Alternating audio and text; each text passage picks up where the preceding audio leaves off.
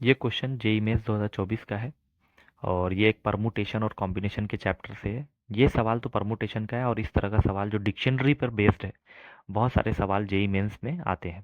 तो एक बार सवाल पढ़ते हैं। If all the words with और without meaning made using all the letters of the word Nagpur are arranged as in a dictionary, then the word at 315th position in this arrangement is.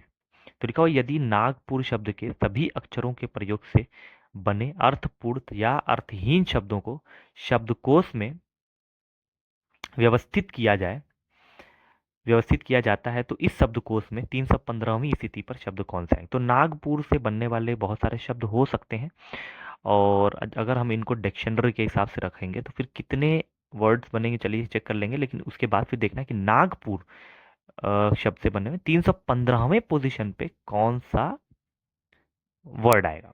ठीक है, तो हमको इसको देखना पड़ेगा। सबसे पहले नागपुर में हम इसको पहले अल्फ़ाबेटिकल क्वेश्चन है, मैं डिक्शनरी के हिसाब से भी रखने को बोला है, तो पहले हम इस नागपुर में जितने भी लेटर्स हैं, जितने भी अक्षर हैं, तो इनको हम लोग जो है एक एक्सेंडिंग ऑर्डर में रखते हैं। सबसे पहले ए आ जाएगा तो ए लिख लेते हैं। ए के बाद क्या आएगा? जी आएगा,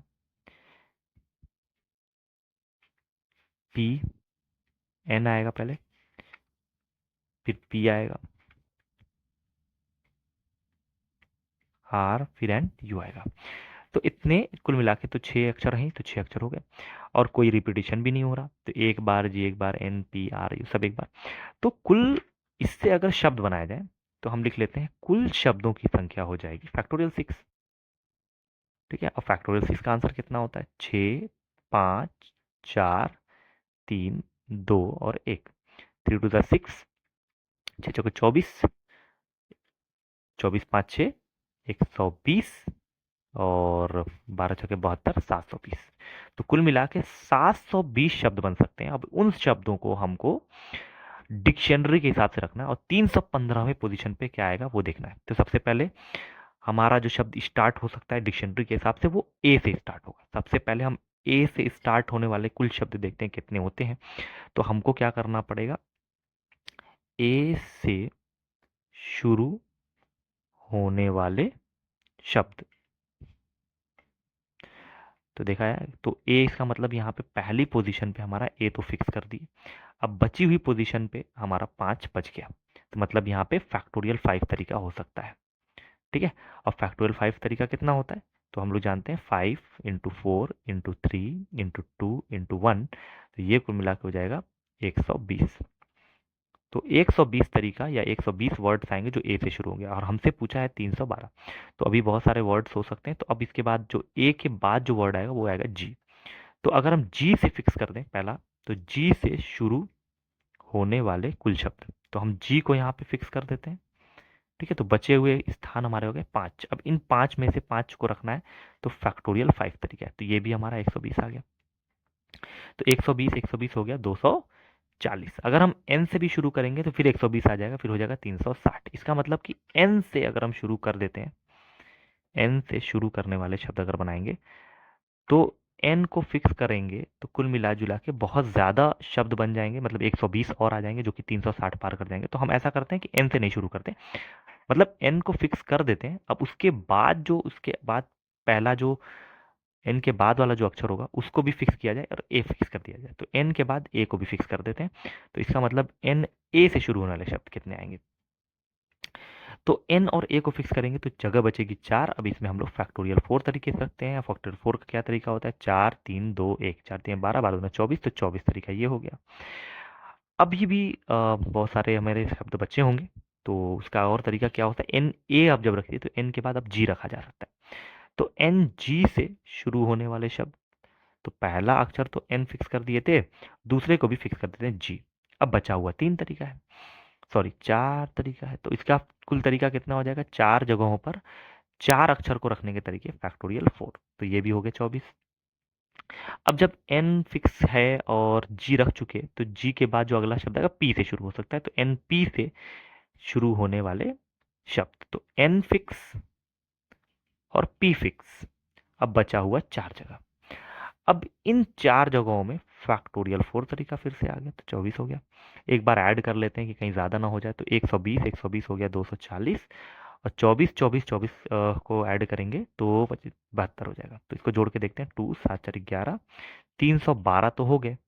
तो इसका मतलब एन पी से शुरू होने वाले कुल शब्द जो है, एन और पी से शुरू होने वाले टोटल शब्द जो हो गए 312 हो गए। तो अगला जो शब्द हम शुरू करेंगे वो एन के बाद पी को बदल के आर से शुरू कर देते हैं, ठीक है। लेकिन 312 के बाद 315 चाहिए, अब 3 अक्षर चाहिए, तो हम ऐसा करते हैं कि अब हम चीज़ों को समझते हैं। जब एन फिक्स हो गया और आर को फिक्स कर दिया, अब हमारे पास बचा ए जी पी यू। क्या बचा, एक बार लिख लेते हैं, ए जी पी और यू।